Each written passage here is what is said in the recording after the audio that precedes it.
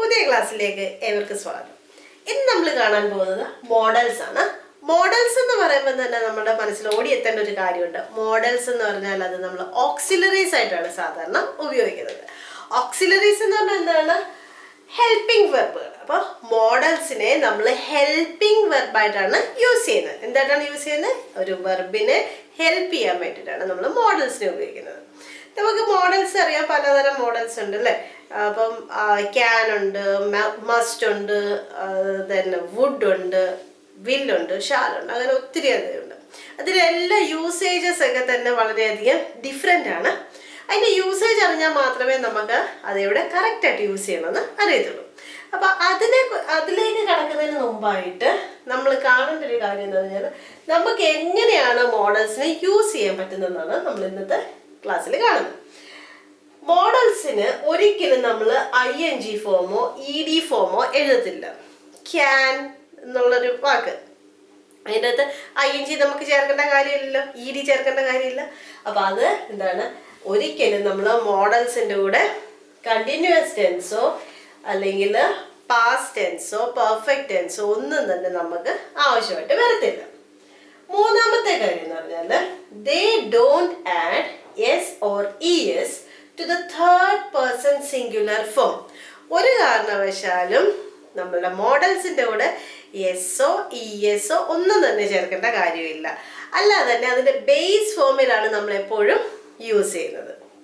അടുത്ത models are followed by infinitive of another verb without to.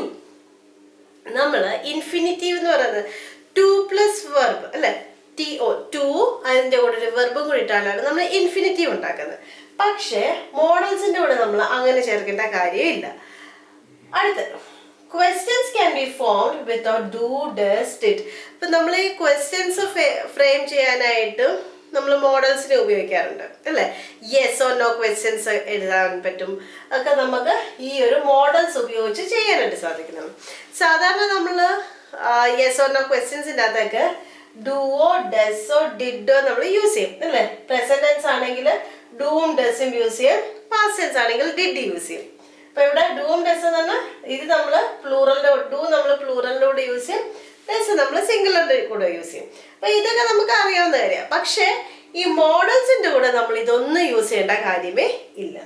അടുത്തെന്ന് പറഞ്ഞാൽ negative sentences can be formed by adding not അല്ലെങ്കിൽ അതിന് short form ആയ കാണ്ട് എന്നൊക്കെ പറഞ്ഞ് നമ്മൾ യൂസ് ചെയ്യത്തില്ല. അപ്പം നമുക്ക് നെഗറ്റീവ് സെന്റൻസസ് ഫ്രെയിം ചെയ്യാം. എങ്ങനെയാണ്? നെഗറ്റീവ് വേർഡായ നോട്ട് നമ്മൾ ആ ഒരു സെന്റൻസിൽ ആഡ് ചെയ്താൽ മതി. നമുക്ക് ഇതിൻ്റെ അകത്ത് ക്വസ്റ്റ്യൻ ഫ്രെയിം ചെയ്യാം, പക്ഷെ നമുക്ക് ഡൂം ഡസും ഡിഡും ഒന്നും തന്നെ ചേർക്കേണ്ട കാര്യമില്ല. അപ്പം ഇതൊക്കെയാണ് നമ്മൾ മോഡൽസിനെ കുറിച്ച് ചിന്തിക്കുമ്പോൾ ബേസിക് ആയിട്ട് അറിഞ്ഞിരിക്കേണ്ട കുറച്ച് കാര്യങ്ങൾ.